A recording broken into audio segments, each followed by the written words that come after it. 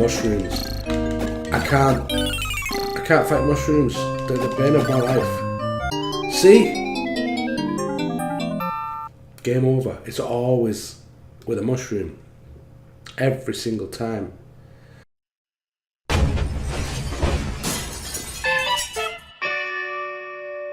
Hello Internet, welcome to Games Done Wrongish. Today we will be taking a look at the second two Xbox Games with Gold titles for September 2018. The titles are Sega Vintage Collection Monster World and Livelock. Before we get into those games though, I would like to state that this will be the last Games with Gold overview video that I make for this channel in this format. I have been doing these for around a year now and they are not working out that well in regards to monthly views. As such, I will be looking into moving the channel in a few different directions. One of those I will go into detail a little at the end of this video, so please stay tuned after the overviews if you are interested in seeing what is next for the channel. Sega Vintage Collection Monster World is exactly what you may think it is, especially if you have played any of the Sega Vintage Collection games in the past. Basically, it is 3 Monster World games bundled into one collection. The games are played in a smaller 6:4 ratio window, as was the standard when these games were released. All 3 of the games follow a similar gameplay method. This is basically you walking along a 2D side-scrolling level, jumping and hitting things with your sword. You do seem to be able to collect a shield in each outing at one time or another. In the later game, MW4, you start out with a shield which you need to press down to draw and protect yourself. In the earlier titles, the shield is always out protecting you in the direction you are facing, and when you strike the sword, the shield is temporarily lowered. The games all have a sort of RPG element to them in which you can change and upgrade your weapons and shield along with gathering gear such as boots and the likes. It kind of reminds me of the old Zelda games in some respect. In fact, that is probably what Sega were going for back then when they created these games.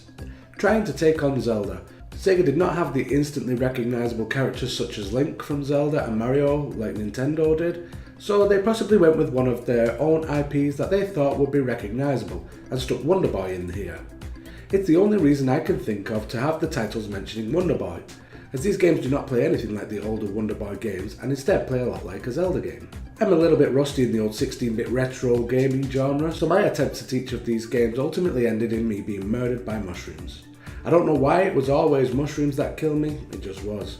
The game has 12 achievements to collect.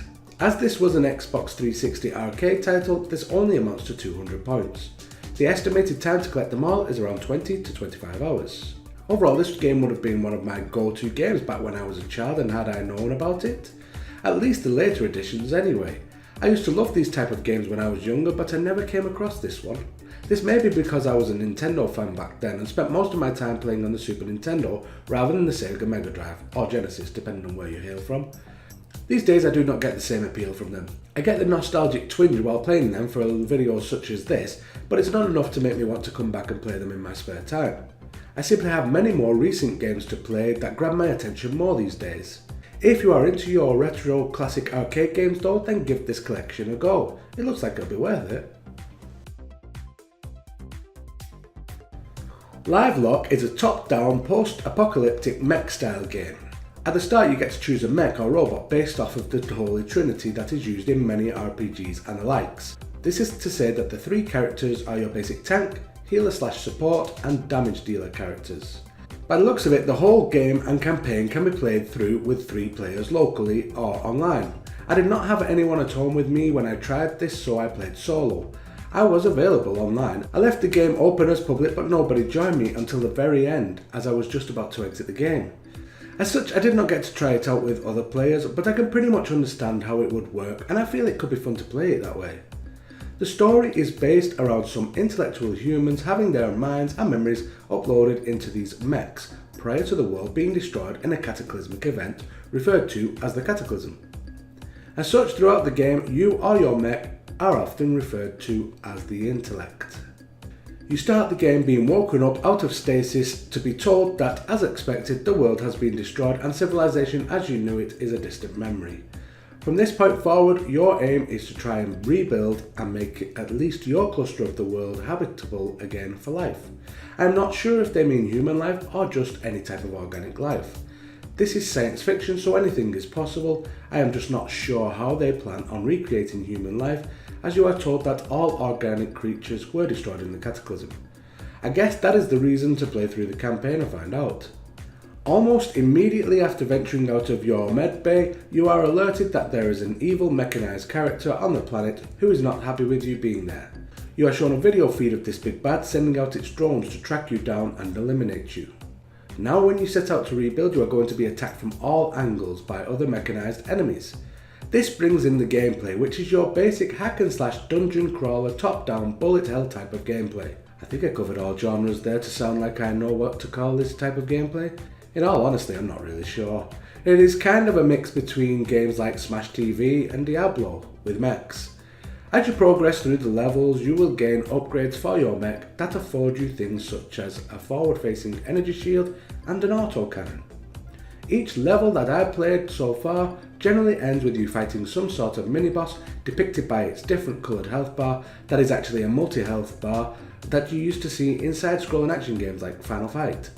That or a set amount of enemy waves you need to defeat while defending a SATCOM uplink or something like that. The game has 50 achievements to collect for your 1000G. The estimated time to collect them all is around 15 to 20 hours.